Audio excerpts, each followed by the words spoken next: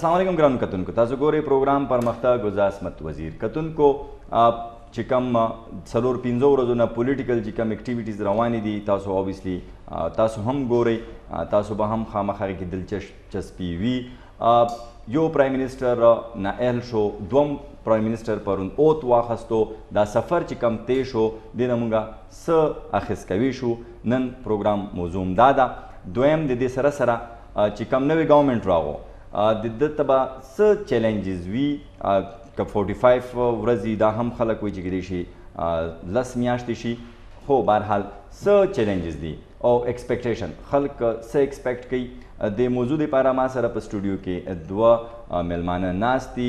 اولنی میلمه doctor Tahir ملک صاحب، professor دی، P H D دی state building باندې، دو چې کوم تیسز وغیرہ بهرحال لیکل هم کوي. سره سره دو چې کوم هسټري ده د هغې ډېر دو هغې باندې عبور دی. نو موږ سره ناست دي. سر ویلکم ټو دی شو. بہت شکریہ. کتونکو دویم میلمه اونساهي صاحب د دلته اسلام آباد کې یو مین سټریم چینل دی، میډیا دی، هغې بیورو چیف دی، سینئر جرنلسٹ دی او تخت لاہور خبره چې کیږي نو ہی از این اتھارٹی.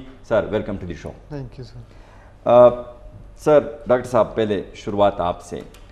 پہلے جو یہ پروسیس ہوا، جمعے کو ایک پرائم منسٹر نااہل، اس کے بعد الیکشن، اس کے بعد ایک اور پرائم منسٹر آیا. بہت سے لوگ جو تھے وہ ڈومز ڈے سینیریو پیش کر رہے تھے کہ پتہ نہیں کیا ہو جائے گا. 40 اور ہسٹری، جیسے میں نے بات کی کہ ہسٹری جو ہے وہ یہ ہماری شو کرتی ہے کہ فلور کراسنگ ہوتی تھی، لیکن اس دفعہ کچھ ایسا نہیں ہوا. اب کیا سمجھتے ہیں کہ اس سے ہم کیا اخذ کر سکتے ہیں؟ ایک تو یہ ہے کہ تاریخ میں ایسی کئی تبدیلیاں آئی ہیں تو یہ ثابت کرتا ہے کہ افراد ناگزیر نہیں ہوتے، ریاست اور ادارے ناگزیر ہوتے ہیں. لیکن مجھے اس میں جو نظر آیا کہ 2 دن اونساہی صاحب بہتر بتائیں گے، ایک ایسی کیفیت تھی کہ کچھ سمجھ نہیں آ رہا تھا کہ پرائم منسٹر کی عدم موجودگی میں یہ جو ایک گیپ آیا 2-3 دن، تو ایک فریق جو مثلا گورنمنٹ ہے اس کو ایکسپیکٹڈ تھا کہ اگر ہمارے حق میں فیصلہ آیا تو کنٹینیویشن ہوگی، تو دوسری آؤٹ کم کے لیے بھی ان کی تیاری ہونی چاہیے تھی انٹرنل، کہ اگر یہ اس طرح فیصلہ آتا ہے تو ہم کسے نومینیٹ کریں گے. تو ان کی انٹرنل ڈیسیجن میکنگ میں ایک گیپ تھا، ایک بے یقینی کی فضا ایک ایگزسٹ کر رہی تھی، اور جب مہنگائیاں شروع ہو گئی اس کے لیے پھر پارلیمانی پارٹی کا اجلاس بلایا. تو بہتر ہوتا کہ یہ پہلے سے یہ سارا عمل انہوں نے انٹرنل اپنی تیاری کر کے رکھی ہوتی. اونساہی سے پوچھ لیتے ہیں، کیا واقعی یہ گیپ ہے کہ وہ ڈیلیبریٹلی یہ نہیں چاہتے تھے کہ وہاں پہ سگنل جائے کہ ہم ایسے بھی ایک رزلٹ ایکسپیکٹ کر رہے ہیں اور کمزوری شو کریں؟ بالکل، یہ جو طاہر ملک صاحب کہہ رہے ہیں یہ دونوں چیزیں یہ جو ہے ساتھ ساتھ چل رہی ہیں. گیپ بھی ہے اور دوسرا کسی کو میسج بھی دینا تھا کہ ابھی بھی میں کنٹرول میں ہوں، اور میں جب تک پاور میں تھا میری پارٹی کا پاس یہ آپشن ہی نہیں تھا کہ میری ریپلیسمنٹ کے لیے کسی اور کو وہ ڈسکس کرتے. تو یہ تو بڑا سٹرانگ میسج انہوں نے دیا. لیکن دوسری طرف جو political party as a whole اگر آپ پی ایم ایل این دیکھیں تو اس کی جتنی بھی کمزوریاں ہیں وہ سامنے نظر آئیں. آپ دیکھیں پہلے چودھری نثار کی ایک دن پہلے صرف جو پریس کانفرنس تھی اور اس میں بہت ساری چیزیں یہاں تھیں جس میں انہوں نے کہا کہ اندر پرابلمز بھی ہیں، گروپنگ بھی ہیں ساری. لیکن جو بات آپ کر رہے ہیں نا کہ جو ہارس ٹریڈنگ نہیں ہوئی، اس کے لیے ان کو چاہیے کہ یہ شکر گزار ہوں پاکستان پیپلز پارٹی کے، اے این پی کے، اور ان ساری سیکولر پولیٹیکل پارٹیز کے جن میں یہ خود بھی شامل تھے جو 18th امینڈمنٹ لے کے آئیں. کیونکہ 18th امینڈمنٹ کے بعد اب فلور کراسنگ جو ہے وہ آسان رہی نہیں. اب فلور کراسنگ کے لیے آپ کو 50%، اگر مسلم لیگ نون کے 180 ممبران ہیں تو اس میں سے 90 اگر ایک سائڈ پہ ہوں گے تو وہ فلور کراسنگ کر سکتے ہیں، اگر اس سے کم ہوں گے تو وہ سارے ڈی سیٹ ہو جائیں گے. تو یہ تو ایک چیز طے ہے کہ یہ سارے کا سارا یہ جو پروسیس تھا جس سے اب یہ مزے اٹھا رہے ہیں، جس کا اب یہ فائدہ اٹھا رہے ہیں، یہ پیپلز پارٹی اور ان ساری پولیٹیکل پارٹیز نے ان کو دیا ہوا تھا. لیکن اب اگر اب چیلنجز کی بات کریں تو سب سے بڑا جو چیلنج ہے شاید خاقان عباسی کے لیے وہ نواز شریف بذات خود ہے. نواز اگر وہ خود کہہ رہا ہے کہ 45 دن کے لیے آیا ہے تو وہ اپنی اتھارٹی ایگزرٹ نہیں کر پائے گا. کوئی آپ مجھے بتائیں نا، آپ اگر آپ کی جگہ جو آپ کسی منسٹری کے سیکریٹری ہیں اور آپ کو پتہ ہے کہ یہ 45 دن کے لیے آیا تو آپ تو وہ دن نکالیں گے یار، اس کی ہم نے کوئی بات نہیں مانی. اور پھر ان 45 دنوں میں بھی جو پاور آپ کا ہے وہ سارا کنسنٹریشن نواز شریف پہ ہے. تو سپریم کورٹ نے ڈکلیئر کیا کہ پرائم منسٹر جو ہیں وہ گاڈ فادر ہیں، تو شاید وہ ابھی کہہ دیں کہ ٹھیک ہے اگر آپ کہتے ہو کہ میں گاڈ فادر ہوں تو ابھی گاڈ فادر تو یہی ہوتا ہے، کنگ میکر ہوتا ہے، پیچھے سے کر رہا ہے، تو آپ کیا سمجھتے ہیں کہ ابھی as a God father he اپنے آپ کو وہ مینیورنگ کریں گے سب کچھ پورے سسٹم کی؟ میرا خیال ہے گاڈ فادر ذرا بڑا اسٹرانگ ورڈ ہے، سپریم کورٹ کے ججز تو بڑے وہ لرنڈ ہیں، وہ استعمال کر سکتے ہیں، لیکن یہ بالکل میں اس کو کہوں گا کہ یہ اپنی پارٹی کو ایک پبلک لمیٹڈ کمپنی کی طرح، پرائیویٹ لمیٹڈ کمپنی کی طرح چلاتے ہیں، اور اس میں جس میں ان کی ابھی پچھلے 3 دنوں سے کیا ہو رہا ہے، مری میں جو چانگلہ گلی ہے مری، وہاں پہ پوری فیملی بیٹھی ہوئی ہے اور والدہ کی ہدایت پہ بیٹھی ہوئی ہے، دونوں بھائی بیٹھے ہوئے ہیں، ان کے بچے بیٹھے ہوئے ہیں جو اپنے مسائل ہیں ان کو ڈسکس کر رہے ہیں اور ان کو فگر آؤٹ کرنے کی کوشش کر رہے ہیں۔ یہ میں آپ کو ایک خبر بھی دے رہا ہوں کہ یہ ود ان فیملی والدہ کی ہدایت پہ، دونوں بھائیوں میں اب کوئی پرابلم نہیں ہے، پرابلم اس وقت بچوں میں ہے، بچوں کو بھی اب دادی نے ساری فیملی کی جو چیزیں اپنے کنٹرول میں لے لی ہیں اور اس چی فورس دیم کہ آپ سارے لوگ اکٹھے بیٹھو، اور 3 دنوں سے حمزہ ہے، مریم ہے، حسین ہے، شہباز شریف ہے، ایون کہہ رہے ہیں عباس شریف کے جو بچے ہیں وہ بھی اس میں شامل ہیں۔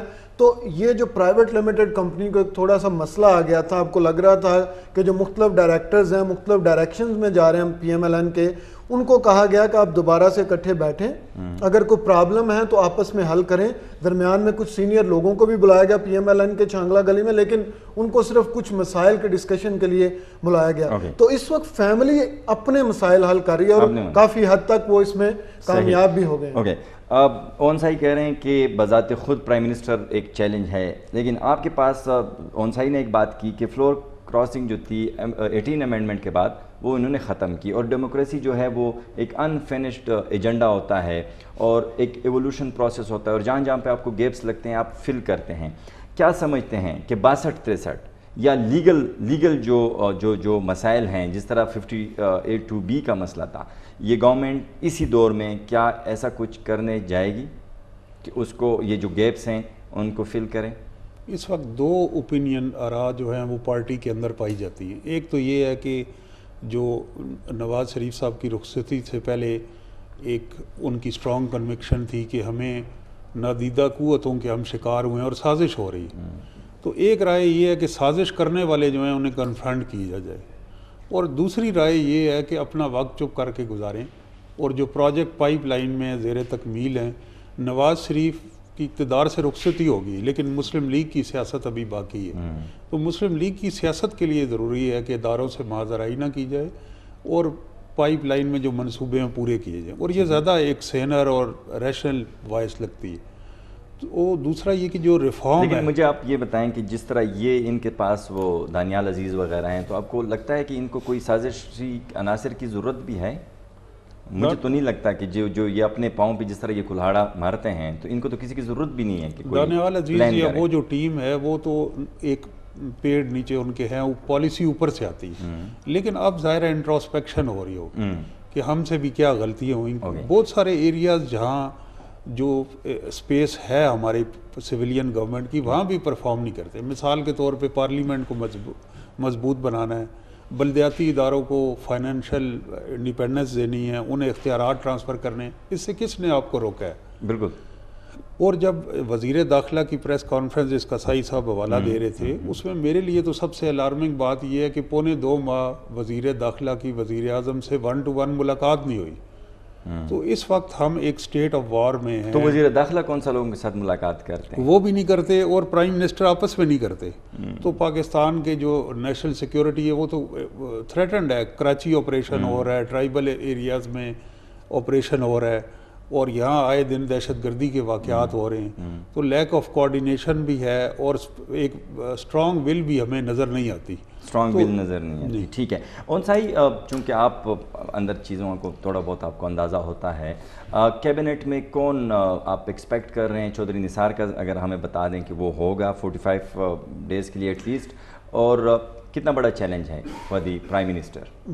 پرائم منسٹر جو شاہد خاقان عباسی ہے اس کے لیے تو بہت بڑا پرابلم ہے۔ اگر آپ نے پارلیمنٹ میں دیکھا ہو تو خواجہ آصف کے پاس وہ گئے، خواجہ وزیر اعظم بننے کے بعد خواجہ آصف اٹھ کے نہیں ملا، اس نے بیٹھے بیٹھے اسے سلام لیا، کیونکہ خواجہ آصف جو ہے وہ بڑا اسٹرانگ کنٹینڈر تھا اس سلاٹ کے لیے، اور اس کو ختم کر کے شاہد خاقان عباسی کو لائے گا۔ اب چودھری نثار کی ایک اس میں ہے, آپ یہ کہہ سکتے ہیں کہ اس کی فتح ہے کہ اس کا سب سے بڑا مخالف تھا, جس کا اس نے اپنی پریس کانفرنس میں نام لیے بغیر, جس پہ کرٹیسزم بھی کیا, خواجہ آصف, وہ وزیر اعظم نہیں بن سکا. اب زیادہ تر پرانے لوگ ہیں جیسے نیشنل پارٹی کے بزنجو صاحب, اس کو بنانا بھی نہیں چاہیے تھا کیونکہ جو ہمارا جو آلریڈی ان کی رفٹ ہے تو وہ تو مزید رفٹ بڑھ جاتی ہے پارلیمنٹ میں, تو پارلیمنٹ میں بالکل. لیکن میں کہہ رہا ہوں کہ ایک طرح سے جو رفٹ تھی اس میں چودھری نثار جو ہے وہ پہلی جگہ پہ وہ جیت گیا.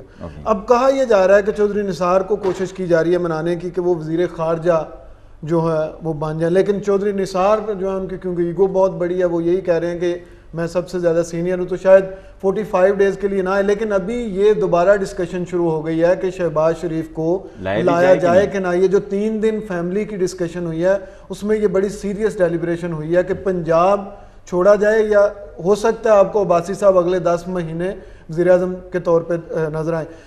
کلثوم نواز کو کوشش کی جا رہی ہے منانے کی کہ 120 سے وہ الیکشن لڑیں, لیکن وہ ان کے گھٹنوں کی بہت زیادہ پرابلم ہے, وہ نہیں مان رہی. مریم نواز کا بھی نام ڈسکس ہو رہا ہے. یہ ساری ابھی اوپن ہے. اب زیادہ 50-50 ہے کہ شہباز شریف صاحب 45 ڈیز کے بعد آئیں گے. ابھی تک 50-50 ہو گیا, 100 سے 50-50 ہو گیا. اون صحیح کیا within P M L N ہم ایکسپیکٹ تو نہیں کر سکتے پی ایم ایل این سے, لیکن کین وی ایکسپیکٹ کہ ان کے جو باقی ممبران ہیں ان کا بھی ایک تھاٹ پروسیس تو ہوگا, وہ بھی تو سمجھتے ہوں گے کہ بھائی پارٹی میں تو سب کا حق ہے, تو اگر اسی طرح فیملیز کے درمیان یہ بانٹتے رہے تو ود ان پارٹی کوئی وائسز نکلیں گی؟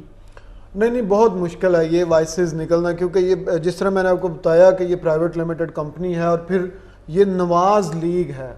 ایک تو ہوتا ہے نا پاکستان پیپلز پارٹی ہے یا ANP ہے, اس پہ مختلف, یہ تو رجسٹرڈ ہی نواز شریف کے نام سے ہے, یہ تو رجسٹرڈ ہی ایک پولیٹیکل پارٹی کم ایک پرائیویٹ لمیٹڈ کمپنی کے ساتھ نام سے زیادہ. اور جو لوگ ان کے ساتھ ہیں ان میں وہ کوئی اس طرح کے لوگ نہیں ہیں جو اب ان پولیٹیکل پارٹیز کا پرابلم کیا ہے کہ ان کی کوئی فلسفی نہیں ہے, ان کا ایجنڈا ہے. ان کے ساتھ بھی جو لوگ ہیں وہ ایجنڈے پہ ہیں. نواز شریف صاحب کہتے ہیں ان کا ایجنڈا ترقی کا ایجنڈا ہے, پروگریسو جو ہے وہ, لیکن اگر آپ ان سے پوچھیں کہ آپ کی پارٹی کی فلسفی کیا ہے, جس طرح آپ کو ANP کا پتہ ہے, پیپلز پارٹی کا پتہ ہے, PK میپ کا پتہ ہے, اور بھی بہت ساری پارٹیز ہیں, لیکن یہاں پہ لوگ جب ایجنڈے کی بات ہوتی ہے تو پھر انٹرسٹ بیس جو سارے لوگ ہیں, اگر آپ دیکھیں یہی لوگ PMLQ میں تھے, یہی لوگ جو ہے اب نون لیگ میں, اس سے پہلے یہ لوگ جنیجو صاحب کے ساتھ تھے, مشرف کے ساتھ تھے.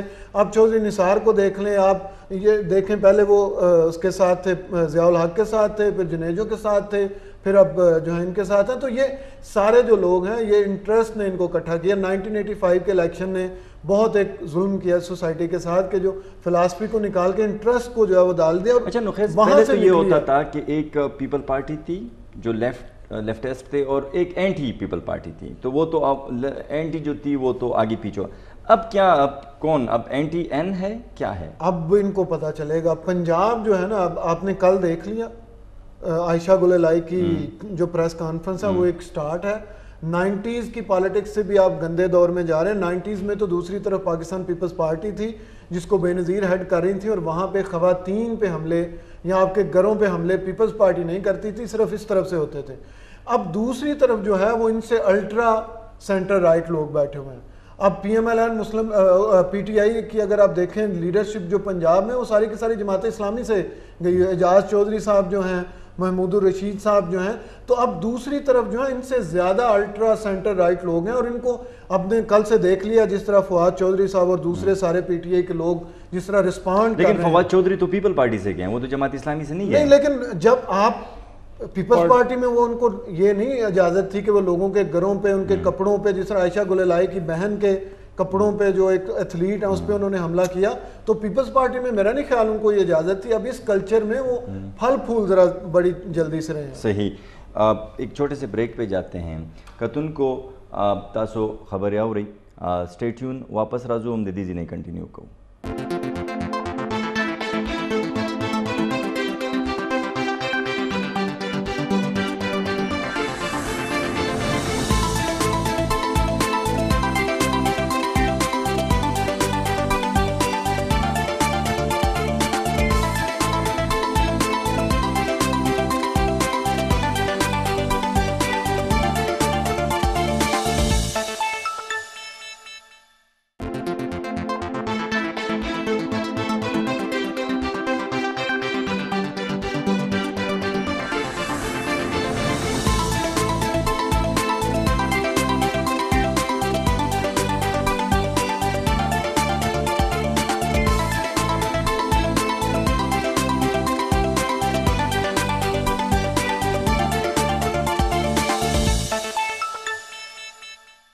ویلکم بیک کتن کو. ڈاکٹر صاحب آپ کی طرف آتا ہوں. بالکل پولیٹیکل جو سائیڈ ہے اس پہ گورنمنٹ کو چیلنجز ہیں درپیش ہیں, لیکن ہماری کچھ اور بھی ایسے مسائل ہیں جس کے لیے ہمیں پولیٹیکل سٹیبلٹی چاہیے. تو پہلے سر آپ کیا سمجھتے ہیں کہ نون لیگ پولیٹیکل سٹیبلٹی لے کے آ سکتی ہے؟ کیونکہ ایک طرف ان کے جو ایکس پرائم منسٹر ہیں نواز شریف, ان پہ کیس چل رہا ہوگا نیب میں, اور دوسری طرف ہماری جو آبویسلی ایکسٹریمزم اور یہ جو سارے معاملات ہیں اس حوالے سے ہمارا فوکس سائڈ پہ ہو رہا ہے. نیشنل ایکشن پلان جو تھا اس پہ ہمارا کیا فوکس کم نہیں ہو رہا؟ تو اس کو ہم ٹیکل کیسے کریں گے؟ اس میں ایک تو یہ ہے کہ جو پولیٹیکل کرائسس ہے پاکستان کا بیرونی دنیا میں تاثر یہ ہے کہ یہاں پولیٹیکل انسٹیبلٹی ہے, یہاں پہ سول ملٹری ڈیوائیڈ ہے. تو پاکستان کی پولیٹیکل ایلیٹ کو اور دوسرے سٹیک ہولڈرز کو, اسٹیبلشمنٹ کو یہ تاثر دینا چاہیے کہ یہ پولیٹکس ہے, پاکستان میں ادارے مضبوط ہیں اور سوئفٹ چینج آف پاور ہوا ہے اور آگے بھی الیکشنز ہوں گے, تو اس سے یہ ہوگا کہ پاکستان میں ایک گورننس کا جو امیج ہے وہ اچھا جائے گا. اس کے لیے گورنمنٹ پہ بھی بڑی رسپانسبلٹی ہے کہ وہ اداروں کے ساتھ معاذرائی نہ کرے اور اداروں کی کام میں دخل اندازی نہ کرے. دوسری جو آپ نے یہ چیلنج کیا کہ یہ اس وقت بدقسمتی سے ہمارا یہ ہوتا ہے کہ گورنمنٹ, اپوزیشن پارٹیز اور میڈیا فوکس ایک ایجنڈا ہو جاتا ہے, جس طرح ہم نے ابھی تک پاناما کیا. تو پاناما فیز سے نکل کے جو پاکستان کے, بالکل آپ نے صحیح کہا, جو اصل خطرات ہیں ریاست کو درپیش ہیں اس وقت, جو ایک بلوچستان کی صورتحال ہے, سی پیک ہے, اور اس کے اوپر کام تسلسل سے جاری رکھنا چاہیے. اور انٹرنل سیکیورٹی کرائسس جو ہیں وہ کراچی میں ہوں, کراچی میں ہم نے دیکھا کہ ایک بہتری آئی آپریشن, اس کا ایک آرمی کے اندر جو چینج آف کمانڈ ہوئی اور جو اس وقت گورنمنٹ تبدیل ہو رہی, کنٹینیوٹی دکھائی دینی چاہیے.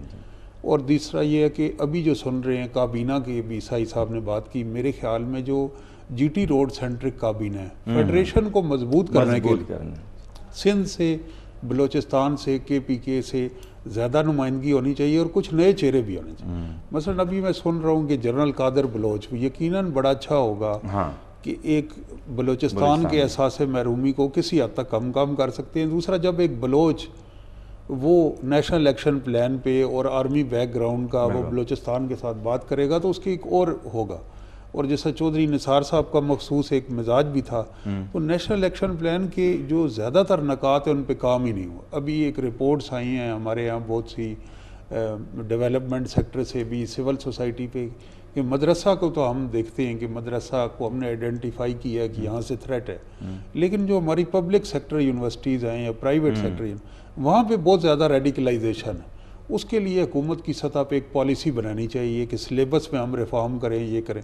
اسی طرح جو سیکٹیرین جماعتیں ہیں ان پہ کچھ عرصہ یہ کام شروع ہوا, ضابطہ اخلاق, یا انہیں بین کیا جائے, آپریشن کیا جائے. پھر وہ کام کرنل شجاع خانزادہ کی جو پنجاب کے وزیر داخلہ تھے ان کی شہادت کے بعد وہاں رک گیا. کوئی ایسا آپریشن نہیں ہوا. جو پنجاب کے بہت سارے اضلاع ہیں جہاں ضرورت ہے کہ ایک سرچ آپریشن بھی ہو اور وہ ایلیمنٹ جو اسٹیٹ ود ان اسٹیٹ بنے ہوئے ہیں, نان اسٹیٹ ایکٹرز, انہیں کنفرنٹ کیا جائے. یہ بڑے پریسنگ ایشوز ہیں. دوسرا, سوشل میڈیا پہ بہت ساری بینڈ آرگنائزیشن ہیں, وہ اوپنلی وہ خواہ آج کا پرائم منسٹر ہو, کل کا پرائم منسٹر ہو, اس کو وہ کہہ رہے ہیں کہ یہ واجب القتل ہے, یہ اس طرح ہے, اور قانون کو اپنے ہاتھ میں لے رہے ہیں. اور ابھی سائی صاحب بہتر بتائیں گے کہ کس طرح ایون نواز شریف کا جو کے خلاف ڈیسیژن آیا وہ تو ایک ڈیسیژن کورٹ کا تھا, لیکن اسے بعض سیکٹیرین جماعتوں نے اپنی انٹرپریٹیشن کی کہ یہ کسی اس کام کا نتیجہ ہے اور اس پہ کوئی ادارہ حرکت میں نہیں آ رہا. ضرورت یہ ہے کہ ایف آئی اے ہے, دوسرے ادارے ہیں, چھپا گیا ہے اچھے اخباروں میں, اس پہ منسٹری آف انفارمیشن ایکشن لے, اس پہ ایف آئی اے کا سائبر کرائم ونگ لے. تو ہمیں یہ نظر آتا ہے کہ گورنمنٹ جو ہے کچھ ایریاز میں بالکل اس نے ایک سائلنس اختیار کی ہے, اس سے باہر نکلنا ہوں, کیونکہ یہ خطرہ مجھے اور آپ کو یا آج اور کل کی حکومت کو نہیں, یہ خطرہ ریاست کو ہے. تو ریاست کو جو خطرے درپیش ہیں ان سے نبرد آزما ہونا چاہیے. خارجہ پالیسی کے میدان میں آپ دیکھیں کہ ریجنلی ایک تو ٹرمپ وہاں آیا, دوسرا انڈین پرائم منسٹر مودی کا جو وزٹ رہا ہے امریکہ کا وہ بڑا سکسیسفل, اور وہاں سے اسرائیل گئے. مڈل ایسٹ میں ایک ایسی صورتحال ہو رہی ہے کہ وہ بہت زیادہ فلکس میں ہے, وہاں بہت زیادہ بلاک پالیٹکس ہے، وہاں ڈائیورسیفائڈ انٹرسٹ ہیں، مختلف انٹرسٹ ہیں، تو اس کے اندر جو پاکستان ہمیشہ ٹریڈیشنلی روایتی طور پہ لیڈنگ رول لیتا تھا، اب وہ مجھے ٹرکی کی طرف شفٹ ہوتا دکھائی دے رہا ہے۔ دیکھیں ایران اور سعودی عربیہ ایک پارٹی ہے، درمیان میں ایک تیسرے ملک کی ضرورت ہے، تو وہ پاکستان ادا کر سکتا تھا۔ بدقسمتی سے ہماری کوئی مڈل ایسٹ پالیسی نہیں، پاکستان کے بارے میں ایون عرب اخبارات میں کوئی پازیٹیو نہیں چھپتا، انڈین نقطہ نظر سے چھپتا ہے، اور ہم نے ایک کلیئر ایک تاثر یہ دیا مڈل ایسٹ کا کہ ہم کوئی اس میں پارٹی ہیں، ہم نے کچھ ملکوں کی سائیڈ لی، کچھ کو ناراض کیا، تو اس کو ٹرکی نے بڑا سکسیسفلی، انہوں نے پہلے قطر کا ساتھ دیا، پھر وہ سعودی عربیہ گئے، وہاں جا کے ان کے ایشوز ریزالو کرنا۔ تو ہمیں ان تمام ملکوں کے درمیان ایک سے میرے خیال میں فرصت نہیں ملتی، ہم سے تو افغانستان ڈیل نہیں ہو رہا۔ ان صحیح آپ کے پاس آ رہا ہوں، کتنا بڑا چیلنج ہے فارن پالیسی کتنا بڑا چیلنج ہے آپ کا افغانستان کے ساتھ بھی؟ آپ دیکھیں جو حالات ہیں، کوئی ایس سچ ٹریک ٹو نہیں ہو رہی ان کے ساتھ، انڈیا تو چلیں جو بھی ہے وہ تو چل رہا ہے۔ فارن پالیسی پہ آپ کیا سمجھتے ہیں کہ ان کے پاس آپشنز کیا ہیں، کس کو لینا چاہیے؟ پچھلے گورنمنٹ یہ جو تھے سارا مشیروں سے معاملات چل رہے تھے، تو آپ کیا سجیسٹ کریں گے گورنمنٹ کو کہ کیا کرنا چاہیے اور کیا ٹیکل؟ کیونکہ جس طرح انہوں نے اشارہ کیا کہ جو ٹرمپ آئے ہیں وہاں پہ پالیسی شفٹ ہے، بلکہ میں یہاں تک پڑھ رہا تھا کہ ہمارے ایمبیسڈر صاحب جو ہیں وہ زیادہ تر آج کل کانفرنسز میں نہیں جا رہے ہیں، وہاں پہ وہ موک ہوتے ہیں۔ ہمارا جو نقطہ نظر ہے وہ کوئی سنتا نہیں ہے، تو ان ساری چیزوں کو دیکھ کے حکومت کیا کرے اور کیا آپشنز ہیں ہمارے پاس؟ یہ کل عصمت اگر آپ نے کل دیکھا ہو تو جب تقریر کی خاقان عباسی صاحب نے، تو اس کے بعد جب شیخ رشید کی باری ہے تو ایک انہوں نے ٹانٹ کی خاقان عباسی کو، انہوں نے کہا کہ میری خواہش تھی کہ خاقان عباسی صاحب فارن پالیسی کے بارے میں بھی کوئی بات کرتے۔ تو یہ فارن پالیسی بیسیکلی وہ والا ایک طرح کا جو ہے ایریا ہے جو بہت ہی گرے ہے پاکستان کا، کیونکہ جو پی ایم ایل این کی لیڈرشپ ہے اس وقت وہ جو امپریشن دے رہی ہے، ون آف دا ریزنز جو down fall of Nawaz Sharif یا وہ ہی فیل آؤٹ آف جو اسٹیبلشمنٹ کی جو فیور سے، وہ کہہ رہے ہیں کہ انہوں نے کوشش کی کہ اپنے آپ کو ایگزرٹ کریں فارن پالیسی پہ۔ سو ان کا خیال ہے کہ یہ ون آف دا ریزنز ہے اسپیشلی افغانستان اور انڈین فارن پالیسی پر۔ کل جو شیخ رشید نے ٹانٹ کی تو ان میں تھوڑا سا لنک ہے آپس میں۔ سب سے پہلے تو جتنے بھی سٹیک ہولڈرز ہیں، پوری دنیا میں سٹیک ہولڈرز ہوتے ہیں، فارن پالیسی ریاست کا کام ہے، گورنمنٹ کا کام نہیں ہے۔ ان سارے سٹیک ہولڈرز کو بیٹھنا پڑے گا، ایک پیج پہ آنا پڑے گا، چاہے افغانستان کو اب سویلین گورنمنٹ کسی اور طرح ڈیل کرنا چاہتی ہے، آپ کی ملٹری اسٹیبلشمنٹ کسی اور طرح ڈیل کرنا چاہتی ہے۔ اچھا، یہ تھوڑا سا یہاں پہ قطع کلامی ان صحیح آپ میں اگر تجزیہ کروں، بینگ سم ون جو وزیرستان سے تعلق ہے، ہمیں تو لگتا ہے کہ نون لیگ کا کنسرن جو ہے وہ پنجاب ہے، سوری ٹو سے آپ کا بھی تعلق وہاں سے ہے، ہمیں لگتا ہے کہ وہ بہادری نہیں کرتے۔ ہمیں لگتا ہے کہ اگر ان کو کہا جائے کہ آپ فارن پالیسی، میرے خیال میں ایسا تو کوئی نہیں بولو گے کہ آپ فارن پالیسی پہ، انہوں نے کیا ایسے پرو ایکٹیو کوئی اقدامات کیے ہیں؟ مجھے لگتا ہے کہ ان کی جو گلے ہیں یہ تو میرے خیال میں اپنے ووٹرز کے لیے ہوں گے، میں نے تو کوئی ایسی چیز نہیں دیکھی۔ اب آپ دیکھیں اشرف غنی ہمارے جو 2 کڈنیپڈ ہوئے تھے، خود انہوں نے سارے بائی پاس کر کے انہوں نے فون کیا، تو یہ تو ہم کر سکتے ہیں، جسچرز دے سکتے ہیں، ہمارے آرمی چیف جاتے ہیں، سب جاتے ہیں، یہاں پہ بہت زبردست کوشش بھی کی جا رہی ہے، لیکن مسئلہ یہ ہے کہ وہاں پہ جو آپ کا جو ایک وہاں پہ بیٹھے ہوئے ہیں ان کو صحیح اپروچ نہیں مل رہا، اپروچ ان کی غلط ہے، وہاں کی میڈیا کو انوالو کرنا چاہیے، اور آپ کی بات بالکل ٹھیک ہے کہ جو مین سٹیک ہولڈرز ہیں ان کو انگیج کرنا چاہیے۔ تو اب یہ جو ہیں پنجاب سے تو یہ نکلتے نہیں ساری ٹو سے، اور گلے یہ کرتے ہیں فارن پالیسی پہ۔ ایک ہے کہ یہ جو آپ کا ایک کنونشنل وے ہے، ایک نان کنونشنل وے ہے فارن پالیسی کو لے کے، یہ جو ہے اس کو بزنس جو ہے مائنڈ سے دیکھتا ہے۔ اگر آپ دیکھیں انہوں نے پچھلے دنوں کیا کیا کہ وہ جو جنرل ہے جو بھی ان کا بزنس پارٹنر بھی ہے اس کی ملاقات ہوئی اور مری میں ہوئی، اور وہ جو انڈین، تو اس طرح کے کام ان کو نہیں کرنے چاہیے۔ لیکن جب یہ شروع میں آئے، غلط سگنلز جائیں، اب انڈیا کے ساتھ یہ ٹریڈ کرنا چاہتے تھے، انڈیا کے ساتھ یہ معاملات بہتر کرنا چاہتے تھے، لیکن اس کی قیمت کیا ہوگی؟ یہ ساری، میں اسی لیے کہہ رہا ہوں کہ ان ساروں کو بیٹھنا، افغانستان کے ساتھ یہ بالکل ایک اپنی یہ بیسیکلی ایگزرٹ کرنا چاہ رہے تھے نواز شریف صاحب جب شروع میں آئے, لیکن ایگزرٹ آپ کرتے ہیں جب آپ کے پاس ایک مارل اتھارٹی ہوتی ہے, جب آپ کی لوگ بات سنتے ہیں, جب آپ کے پاس ایک ویژن ہوتا ہے. آپ exert for the sake of exertion نہیں کر سکتے کہ آپ نے ایگزرٹ کر, آپ وزیر اعظم میں آپ اس لیے ایگزرٹ کریں گے سارے stake holders per. You need to be logical. میں یہی کہہ رہا ہوں کہ ان ساروں کو بیٹھنا پڑے گا آپس میں. اگر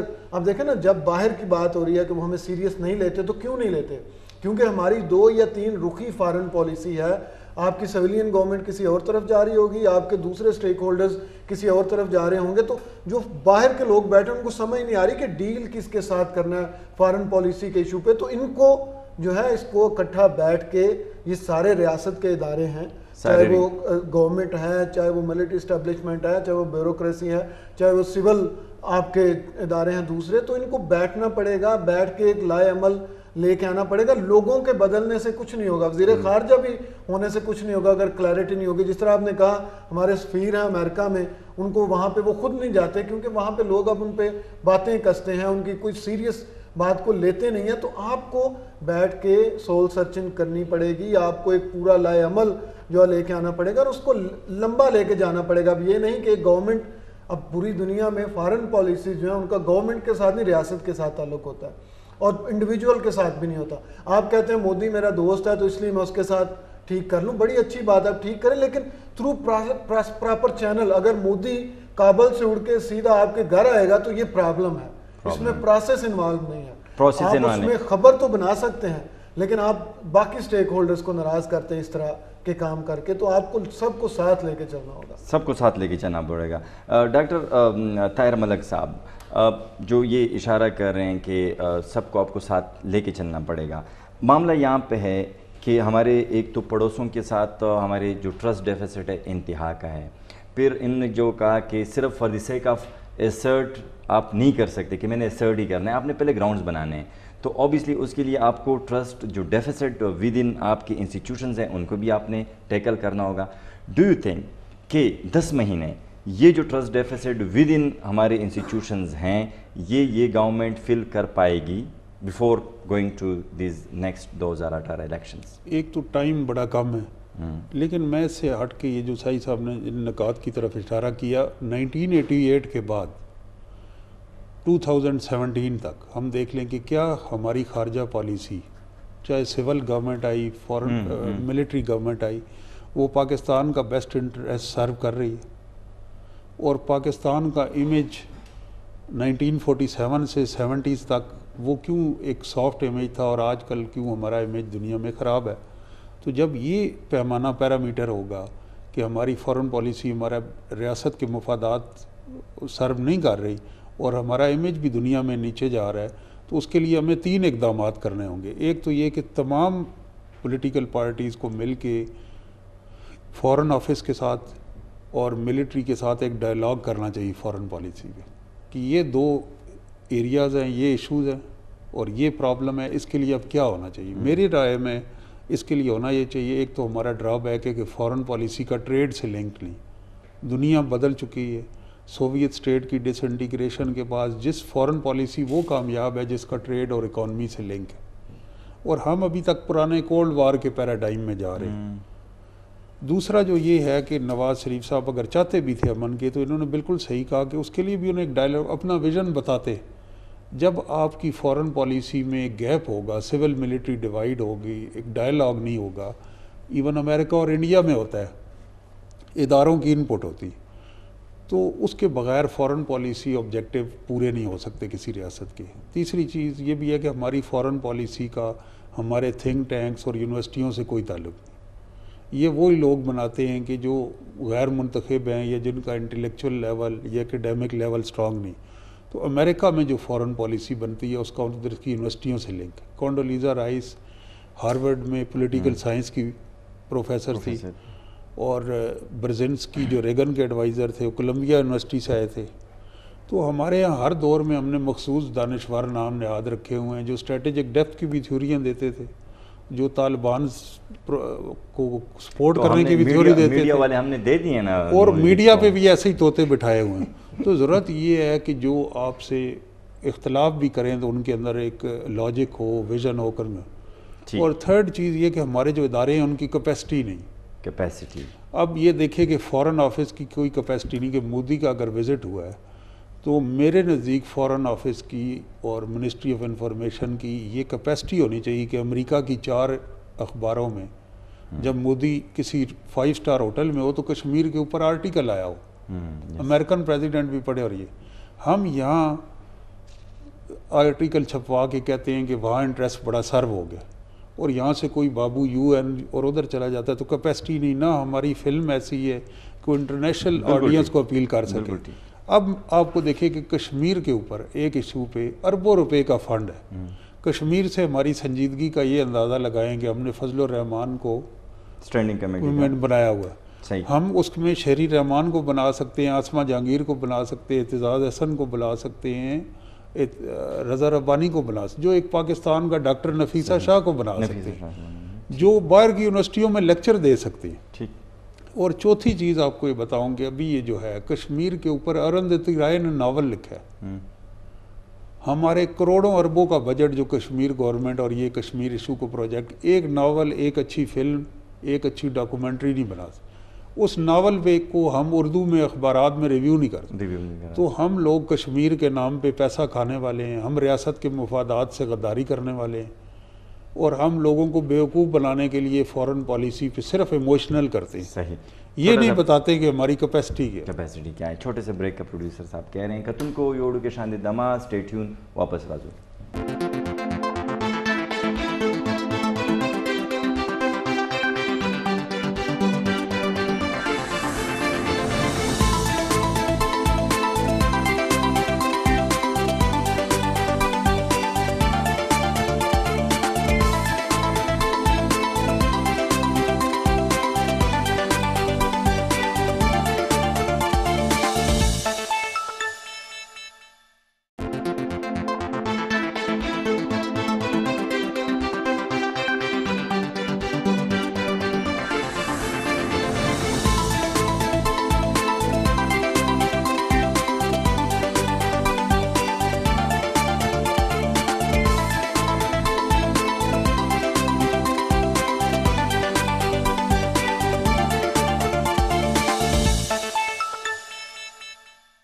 वेलकम बैक कतुन को। ओनसाई साहब, इकॉनमी कितना बड़ा चैलेंज है इकॉनमी, क्योंकि आपको पता है कि हमारे जो ट्रेड डेफिसिट है वो इंतहाई मतलब अलार्मिंग सतह पे आ गया है। ऑब्वियसली फिर हमारे जो रेमिटेंसेस थे वो भी नीचे आए हैं, तो वो ठीक ठाक मसला है। एक तो इकॉनमी कितना बड़ा मसला होगा, और सीपैक जो है ये बहुत तवील मुद्दती एक है, लेकिन उसके जो अर्ली हार्वेस्ट हैं वो 18, 19, 20 तक आ जाएंगे, लेकिन जो मुकम्मल होगा ये कहीं जाके 2030 से आगे। तो इन दोनों को आप क्या समझते हैं कि गवर्नमेंट को कैसे टैकल करना है, और जो इंटरनेशनल इन्वेस्टर है उसको हम कैसे राग़िब कर सकते हैं टुवर्ड्स पाकिस्तान?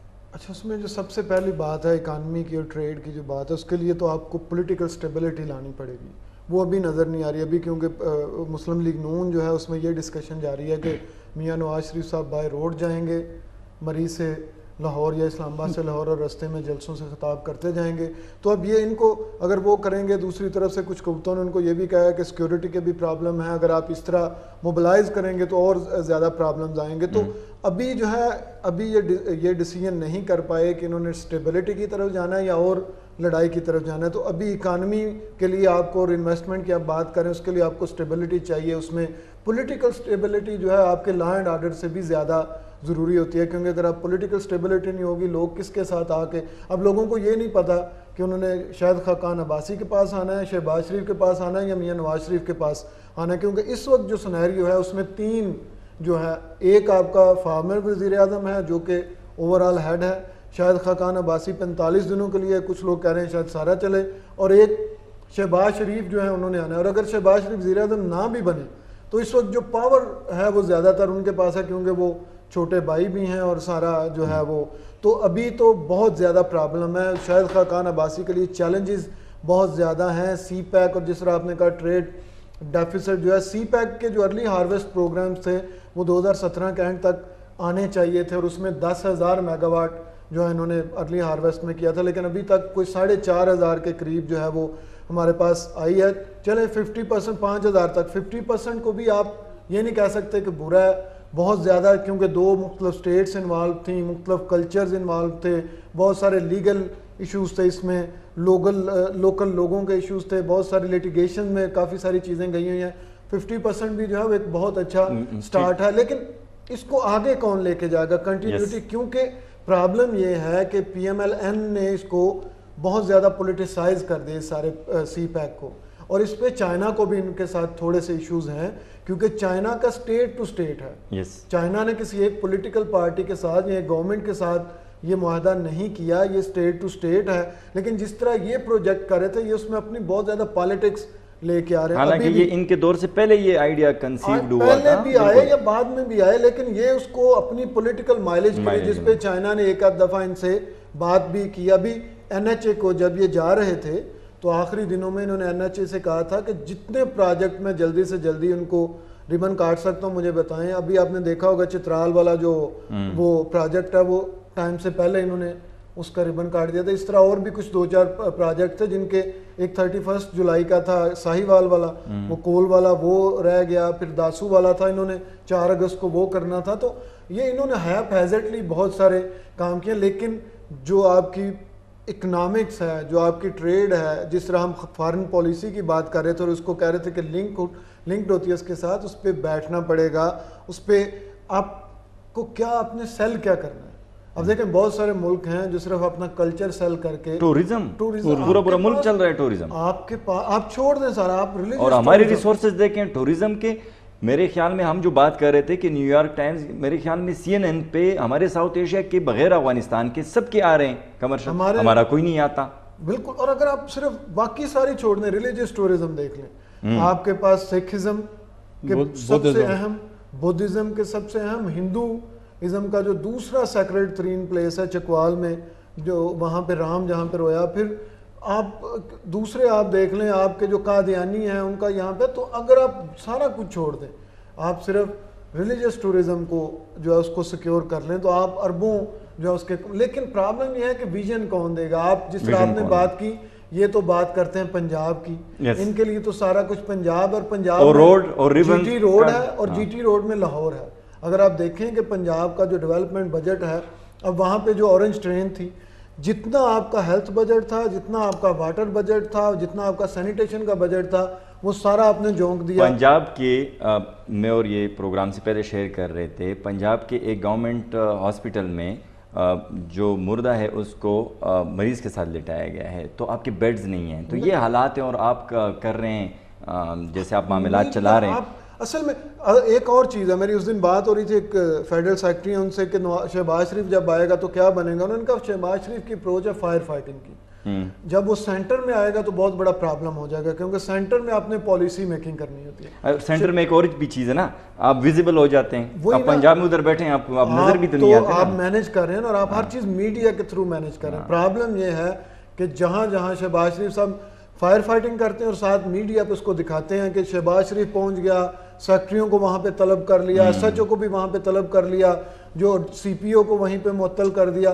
اب وہ کام سینٹر میں نہیں ہو سکتا. آپ اگر وہ کریں گے، آپ لوگوں اور یہ کلچر میرے خیال میں انسٹیٹیوشنز کو بلڈ نہیں کرتا، تباہ کرتا ہے. ڈاکٹر صاحب آپ کی طرف آتا ہوں، ہسٹری پہ آپ کی بڑی گہری نظر ہوتی ہے. سر ریفارمز ساؤتھ، ہمارا جو سب کانٹیننٹ ہے ساؤتھ ایشیا، مطلب جس میں انڈیا پاکستان وغیرہ، جب ہمارا یہاں پہ انگریز بہادر تھا تو وہ ہر 10 سال کے بعد ایک ریفارمز لے کے آتے تھے، وہ پولیٹیکل ہو جو بھی ہو.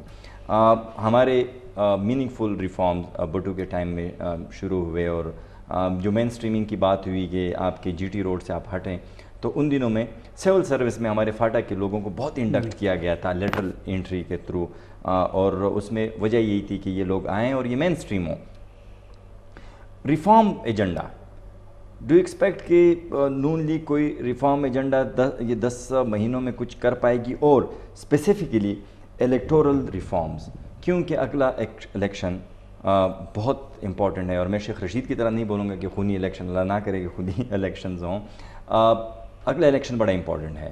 غلط یا صحیح کوئی بھی الیگیشنز آئیں تو ہماری اسٹیبلٹی کے لیے، ہماری اکانومی کے لیے، ہماری جو سی پیک کے معاملات ہیں ان کے لیے نیک شگون نہیں ہوگا.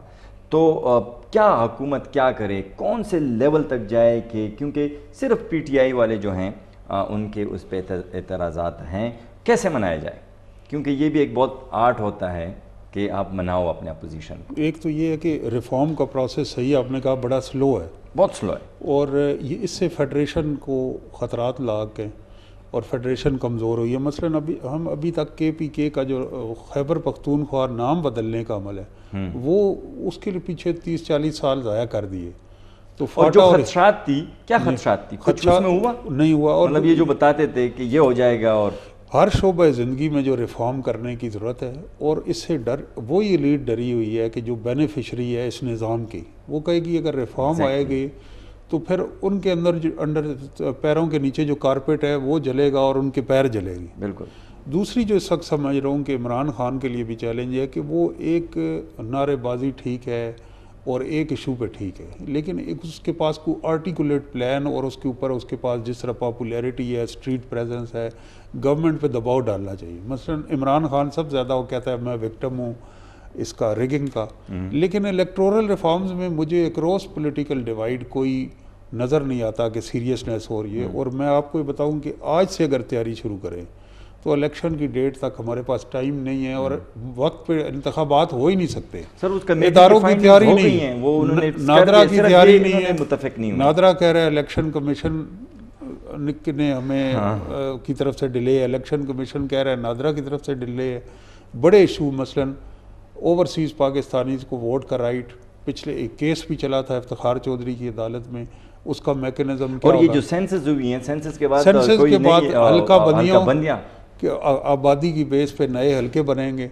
اور پھر جو تیسرا ہے کہ ای ووٹنگ, الیکٹرانک ووٹنگ جو مشین ہے وہ یوز ہوگی نہیں ہوگی, کیا موبائل جو ایک آدمی انٹرنل مائیگریشن کی وجہ سے کسی دوسرے شہر میں نوکری کر رہا ہے تو کیا موبائل پولنگ سٹیشن ہوں گے کہ میں لاہور میں ہوں, میں وہاں سے ووٹ کروں اور میرا اپنے چکوال میں ووٹ کاؤنٹ ہو جائے. مجھے صرف اس وجہ سے کہ الیکشن کمیشن اس کا نہیں کر سکتا ارینجمنٹ, میں اپنے ووٹ کے حق سے محروم ہو جاؤں. تو اتنی جو ایکسرسائز ہوتی ہے 5 سال بعد, اور اس کے اندر قوم کا ٹیکس پیئر منی اربوں روپے کی انوالو ہوتی, تو اگر ہم روایتی طریقے سے دھوس سے دھاندلی سے اور اس طرح ایک ادھورے اقدامات سے الیکشن کرا دیں گے تو اس کا قوم کی تقدیر پہ بڑے گہرے اثرات ہیں. تو ہمیں سیریسلی ریفارم پر یہ ہے کہ جو 62-63 ہے اسے ری ڈیفائن کرنے کی ضرورت ہے. الیکشن کمیشن پہ سب سے زیادہ ذمہ داری ہے کہ وہ اسے بتائے کہ اس سے مراد کیا ہے, اس کون سے معاملات ہیں جو اس کے اندر آتے ہیں نہیں آتے. اب یہ بحث شروع ہو گئی ہے کہ وزیراعظم 5 سال کے لیے ہو گئے ہیں, تاحیات ہو گئے ہیں, مطلب یہ چیزیں کیوں ڈیفائنڈ نہیں ہیں؟ ہونی چاہیے ڈیفائنڈ. ایک تو پہلے ہم نے اس میں دیکھا جی کہ عدلیہ کے زیر نگرانی انتخابات ہوں, ریٹائرڈ جج جائیں الیکشن کمیشن میں, پھر اس کی طرف سے اب ہوا. تو اب ہمیں اس میں ایک میکنزم وضع کرنا پڑے گا, ٹیکنالوجی کا استعمال کرنا پڑے گا, دوسرے ملکوں سے سیکھنا پڑے گا. اور الیکشن کمیشن اس طرح آزاد دکھائی بھی نہیں دیتا, معذرت کے ساتھ, میں بڑا فکرہ کہہ رہا ہوں, جس طرح انڈیا میں ہے. دوسرا انڈیا میں انہوں نے سٹنگ چیف منسٹر کو ہیلی کاپٹر کے یوز پہ ڈسکوالیفائی کیا. سیف علی خان نے ایک پارٹی اپنے فارم ہاؤس میں بنائی کینڈیڈیٹ کے لیے, تو اس کینڈیڈیٹ کو انتخابات کی حد پہ زیادہ خرچ کرنے پہ ڈسکوالیفائی کیا. تو ہمارے یہاں کورٹس تو ڈسکوالیفیکیشن کرتے ہیں. میں نہیں سمجھتا کہ الیکشن کمیشن ایک پرو ایکٹیو رول کرتا ہو, اور وہ بھی ایک سوئے پڑے ہیں. اور پھر ایک جو سب سے مجھے الارمنگ چیز نظر آئی ہے, سعید صاحب بہتر بتائیں گے, کہ ان کا کام جو ان کے پاس ڈیٹا ہوتا ہے اس کو پبلک ریلیز کر دینا چاہیے. جب پہلے سال انہوں نے کیا, پیپلز پارٹی دور تھا کہ انہوں نے یہ انٹرنیٹ پہ ڈالا الیکشن کمیشن کی ویب سائٹ پہ کہ جو نامینیشن پیپر تھے, گوشوارے, ریٹرننگ فارم, اس سے جب ٹیکس ڈیٹیل, ایسٹ ڈیٹیل عام ہوئی, تو پھر انہوں نے پارلیمنٹیرین اور حکومتوں کے دباؤ کے تحت اس دفعہ وہ انہوں نے دینا. حالانکہ لوگوں کا پیپل رائٹ ٹو نو ہے. میرا اگر ایک پبلک ریپرزینٹیٹیو ہے تو مجھے یہ حق حاصل ہے کہ میں دیکھوں گے اس نے ٹیکس کیسے دیا, کیا اس کے مالی معاملات شفاف ہیں, اس کی تعلیمی قابلیت, اور اس کی لائف اس کی پھر نہیں رہتی, وہ تو پبلک پراپرٹی ہو جاتی ہے. اتنا آپ نے بیوقوفانہ ڈیسیژن لیا. اور ابھی جو بائی الیکشن 2-3 ہوئے ہیں, ایک تلنگانگ میں ہوا, ایک اور جگہ ہوا, وہاں پہ ہمارے دوست صحافی ہیں, ایک اعظم خان, انہوں نے ایک رپورٹ اور پیکج بنائی کہ ایک گاؤں نے فیصلہ کیا کہ بھئی یہاں کوئی ایک سنگل ووٹ خواتین کا پول نہیں ہوا. اور وہ اتفاق سے میں اس ایریے سے بلانگ کرتا ہوں. 123 کلومیٹر دور ہے اسلام آباد الیکشن کمیشن کے دفتر سے. جیو پہ بھی وہ پیکیج آیا, چینل 24 پہ بھی آیا, اور اس کے اوپر الیکشن کمیشن نے نوٹس نہیں لیا. اس کا رزلٹ کینسل ہونا چاہیے تھا میرے خیال میں. بالکل دیر میں ہوئے ہیں ہمارے یہ سائنس صاحب آپ کو بہتر اس بارے میں بتائیں گے کہ کیسے. اور خواتین سیٹوں پہ میرے بڑے اعتراضات ہیں آج کل جو ہے کہ آپ نے ایک پاور دے دی ہے اپ لفٹ خواتین کے لیے, وہاں ریزرو سیٹ ہوگی. اب وہ پاور کس کے پاس ہے؟ پارٹی ہیڈ کے پاس. تو پارٹی ہیڈ کے ارد گرد جو خوش آمدی ہیں ان کی بیویوں کو, ان کی چاہنے والوں کو, ان کی بیٹیوں کو, تو کیا اس سے خواتین کی اپ لفٹ ہو رہی ہے؟ اون سائی صاحب بالکل آخری منٹ ہے ہمارے پاس. الیکٹورل ریفارمز کی ہوئی, انہوں نے ٹیکنالوجی کے استعمال کی بات کی. کیا یہ پھر ہم پینڈورا باکس تو نہیں کھولیں گے؟ وہاں پہ عام آدمی پارٹی انڈیا میں انہوں نے بڑا شور کیا کہ میرے سے ہمارا انہوں نے سسٹم ہیک کیا یا جو بھی ہے, اور ابھی یو ایس میں بھی ہے. تو یہ نہ ہو کہ یہ ہم مزید کسی دلدل میں پھنس جائیں. کیپیسٹی نہیں ہے ٹیکنالوجی, آپ یہ ٹریڈیشنل طریقے سے نہیں کروا سکتے, اس میں اتنے پرابلم ہیں. کیپیسٹی نہیں ہے, نئے لوگ نہیں ہیں, وہی پرانے دکیا نسی لوگ بیٹھے ہوئے ہیں الیکشن کمیشن میں جن کا ٹیکنالوجی کے ساتھ ایک انٹریکشن ہی نہیں ہے.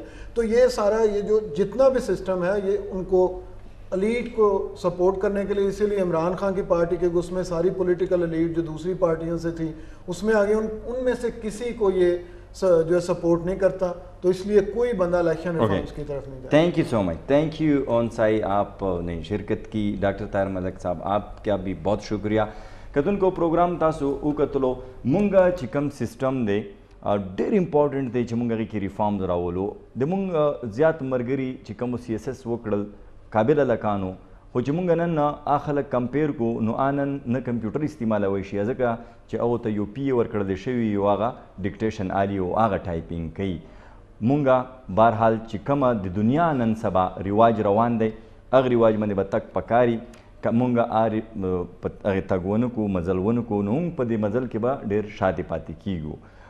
بهرحال نیک خواهشات د ډیموکراسي دپاره عمل وشو, ښه خبره ده, او خدای دې وکړي چې مونږ پالیټیشنز چې کم دي دا میچور شي او میچور دي خپل ډیسیژنز وکړي او د 2018 الیکشن پراپرلی وشي او داسې وشي چې د خلکو مینډیټ ریفلیکټ شي. د هفتې همدوره بلې هفتې انشاءالله بیا به ملاقات کیږي یو بلې موضوع سره په مخامخ.